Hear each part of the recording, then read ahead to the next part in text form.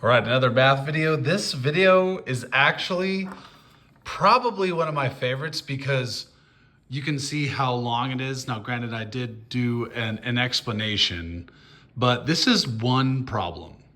And, these types of questions right here are truly the hardest because you have to incorporate so many different theories and rules of algebra and everything just to get the answer. And you have to know what to do, know the next steps. This is a hard one. It's a hard one. But once you do and master one of these, then you can go on and on and on. All right, original question. This is going to be a cubic, like I was saying, because the highest exponent is 3. So it's going to, be a graph that kind of looks like that over the x-axis. We're going to have 3 solutions, 1, 2, 3, if that was the x-axis, because our degree is 3, exponent is 3 solutions. We're going to have 3 solutions at the end, you'll see. So 9x cubed plus 9x equals 30x squared. First, let's put this in standard form. That's like the first step. No matter what, just try to put everything in standard form so you can gather your thoughts. Don't do anything before putting it in standard form. So my rule of thumb is the highest exponent, leave as it is. I always want my highest exponent coefficient to be positive. So this is a 9. So I'm not going to move 9x cubed over here and 9x over here because then those would be negative. No. Best rule of thumb, keep your highest exponent coefficient positive. So that means I'm moving over my 30x squared. So I'm going to subtract 30x squared from both sides. Whoop. Once I do that, then it's 0. Even though these are all x's, these are not like terms because they have different exponents. This is an exponent of 1, we just don't put it. So that means we can't combine them. 9x cubed didn't change. I moved over my now negative 30x squared because I subtracted it over here. On the other side of the equal sign, plus 9x, that didn't change. Boom, I am now in standard form.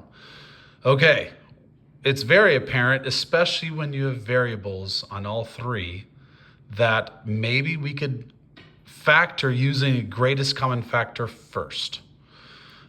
Before doing any sort of factoring or grouping, let's try to see if we can get a greatest common factor out. So looking at all 3 terms, 1 term, 2 terms, 3 terms, what's the greatest common factor I can factor out of the coefficients, which is the numbers, and the variables? So 2 different GCFs.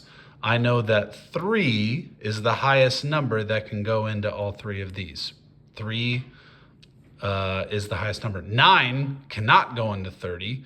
If this was like 27, then yes, it would be 9 because 9 can go into 27. But since 9 doesn't go into 30, what's the next greatest common factor that goes into 9, 30, and 9? It's 3. So factor out a 3. If I have x cubed, x squared, and an x, what is the greatest x that I can factor out of each? Well, it's only a singular x because there's only a singular x here. If there's 1x here, 2x, 3x, my greatest common factor of all 3 is just 1x because I just have 1x here, and that's that. Then, once I factor out a GCF, then I basically divide the GCF and have my resulting trinomial here. Trinomial is the 3 terms in the parentheses. 9 divided by 3 is 3. If I have 3 x's, take away 1x, oh, I have x squared. Okay, there's my first term. Negative 30 divided by 3 is negative 10. The signs are very important. Make sure to keep the signs. X squared, take away 1x, I'm left with 1x. 9 divided by 3 is 3.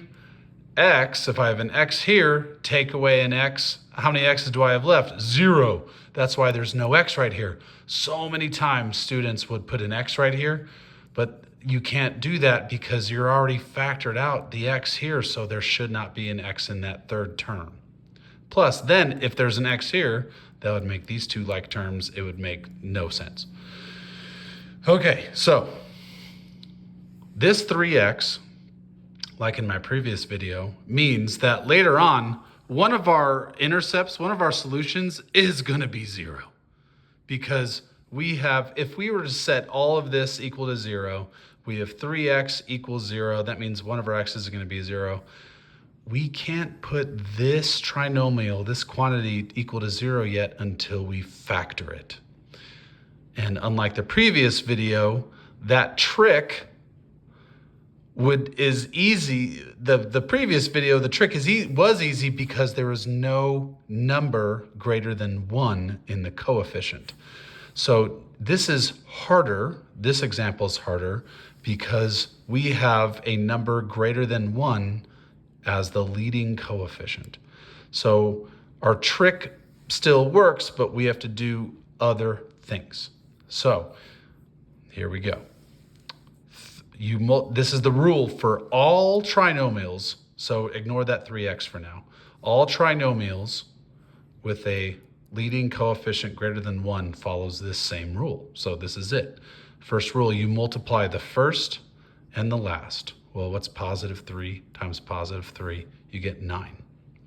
Okay, this is where that trick that I mentioned earlier takes a little variant. Okay, now with that 9, what two numbers multiply to positive 9, but those two same numbers add to negative 10? And I know that seems kind of crazy, is that you have an add negative 10, but if you add two negative numbers, you're still going to get negative 10. Okay, those two numbers are negative 9 and negative 1. Let's think about it.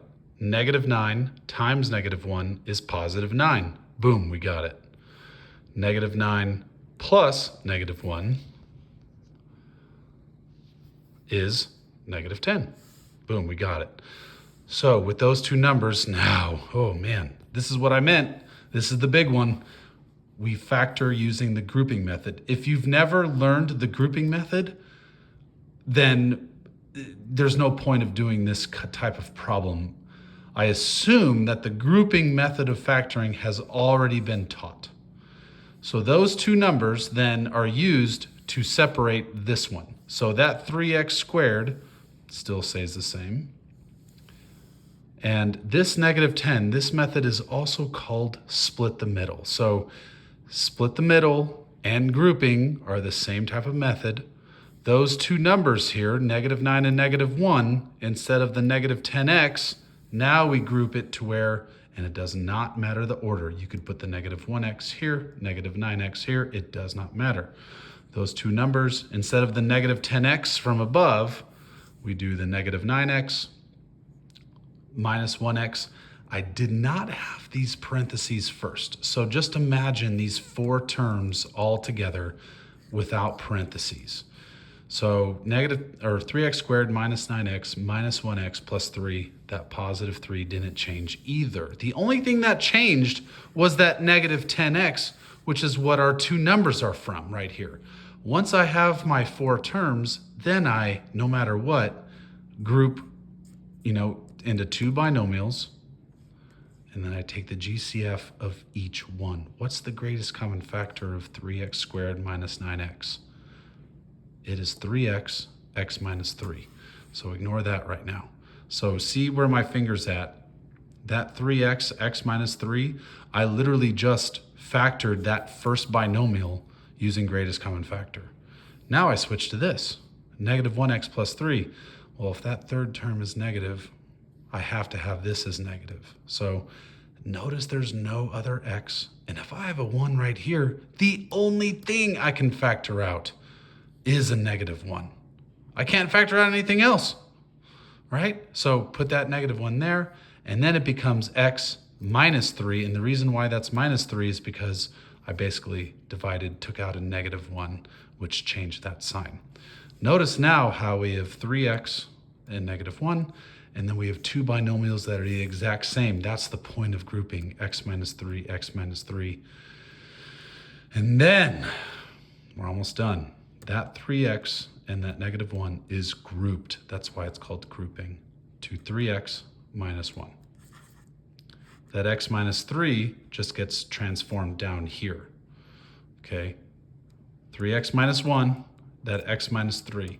That 3x, guess where it came from? All the way back from the very beginning when we took out the greatest common factor.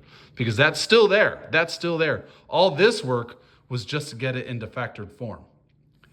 So once we have this is just like the previous question that we did. 3x minus 1, x minus 3. Now we put each of these three quantities to 0. This is a cubic, so we know we're going to have 3 solutions. And we knew it was a cubic because of the original standard form equation. Highest exponent of 3, that means it's a cubic. That means there's going to be 3 answers. Set each one equal to 0. 3x equals 0, well, that equals 0. X has to equal 0. 3x minus 1, add the 1, divide by 3, x is 1/3. X minus 3 equals 0, add the 3 to both sides, x equals 3. Here's my 3 solutions for this answer, 0, 1/3, and 3. Pretty crazy, but that's why I love it.